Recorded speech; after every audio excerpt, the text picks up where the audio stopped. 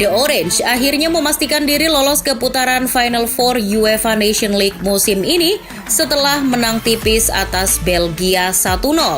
Namun lebih dari sekedar kemenangan tersebut, timnas Belanda kini terlihat superior dengan rekornya yang tak pernah terkalahkan sejak pagelaran Euro 2020 silam.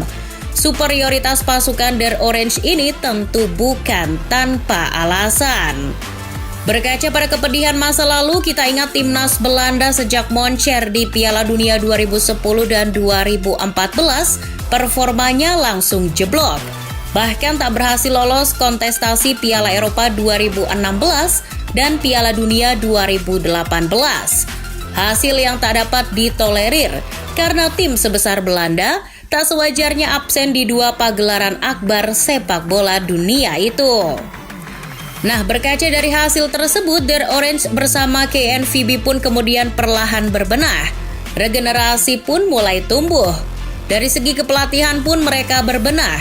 Dari era Van Marwijk, Van Gaal, Danny Blind, Guus Hiddink, Ronald Koeman maupun Dick Advocaat silih berganti sudah pernah dicoba mengisi pos arsitek timnas Belanda. Frank de Boer juga tak ketinggalan. Ia ditunjuk untuk mengawasi The Orange menuju perhelatan Euro 2020. Ia dianggap berhasil ketika mampu mengantarkan The Orange tampil kembali di Euro. Namun naas, de Boer tak bisa maksimal di ajang tersebut. Belanda harus takluk di tangan Ceko di babak 16 besar. Kesedihan akan kegagalan pun kembali bertambah. De Boer pun dipecat setelah helatan Euro itu. Posisinya digantikan oleh sang pelatih kawakan yang hampir menganggur selama 5 tahun lamanya, Louis van Gaal. Van Gaal dipaksa turun gunung oleh KNVB untuk menangani The Orange guna menatap kualifikasi Piala Dunia 2022. Sebuah tugas berat bagi Van Gaal mengingat ia pernah punya memori kelam ketika tak mampu meloloskan Belanda ke Piala Dunia 2002 di masa kepemimpinannya yang pertama. Kita tahu Van Gaal ini tercatat sudah 3 kali menangani timnas Belanda, di mana era yang pertama yakni di medio tahun 2000 sampai 2002. Kemudian era kedua di medio tahun 2012 sampai 2014. Dan sekarang ini adalah yang ketiga kalinya sejak 2021. Di masa kepemimpinan yang ketiga kalinya ini, ia ditemani oleh Danny Blind dan Henk Fraser sebagai asisten, serta Frans Hoek sebagai pelatih kiper. Namun seiring berjalannya waktu, salah satu asistennya, Henk Fraser, pergi meninggalkan tugasnya karena menerima pinangan melatih FC Utrecht. Van Gaal pun akhirnya mempercayakan si Pitbull Edgar Davids untuk duduk mendampinginya mengemban tugas sebagai asisten di timnas Belanda menggantikan Fraser. Pengalamannya sebagai pemain diharapkan mampu membawa mental anak-anak muda Belanda terasah. Selain Van Gaal yang turun gunung, tentu faktor peran pemain tak dapat dihilangkan begitu saja. Para pemain yang sebagian besar tak mempunyai nama besar, tak diduga mampu kompak menjalankan tugas sesuai perannya. Kita tahu materi pemain di timnas Belanda sekarang yang bisa dikategorikan sebagai bintang mungkin hanya Van Dijk, De Ligt, Frenkie de Jong maupun Depay. Selebihnya dapat dikatakan pemain-pemain kelas 2 ataupun kumpulan para pemain muda. Sebut saja Timber, Dumfries, Teun Koopmeiners, De Roon, Berghuis maupun Gakpo. Di timnas Belanda ada pula pemain yang dulu dicap gagal oleh klub-klub Inggris. Sebut saja seperti Vincent Janssen, Davy Klaassen sampai Steven Bergwijn. Entah kenapa di timnas sekarang mereka mampu tampil gacor. Pertanyaannya, mengapa mereka bisa sangat garang di timnas Belanda sekarang? Dari segi strategi, Van Gaal ini ternyata mampu adaptif dengan sederet para pemain yang dimilikinya. Berkaca pada taktik racikan De Boer di Euro yang gagal, ia kemudian mencoba beberapa kali mengubahnya.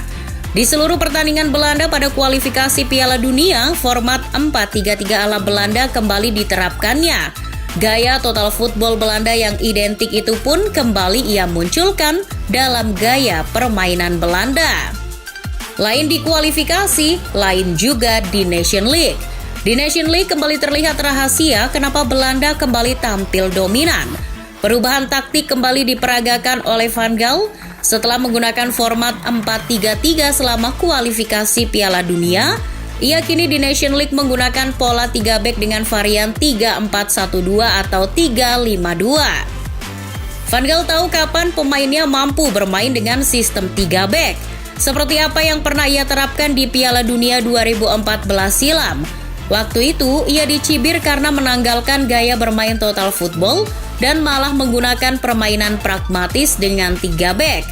Namun dengan taktiknya itu, ia berhasil menjawabnya dengan menempatkan Belanda di podium ketiga Piala Dunia Brazil 2014. Kini ia pun kembali bisa adaptif. Ia kembali bernostalgia dengan taktik 3 beknya. Meskipun taktik tersebut menuai kritikan dari pemainnya sendiri seperti Van Dijk.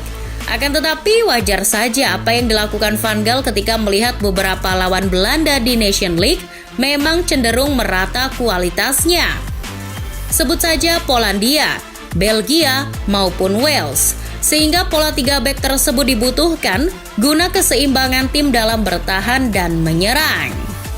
Sebuah eksperimen taktik yang kembali berhasil, tak kalah racikan Van Gaal itu menuai hasil yang positif.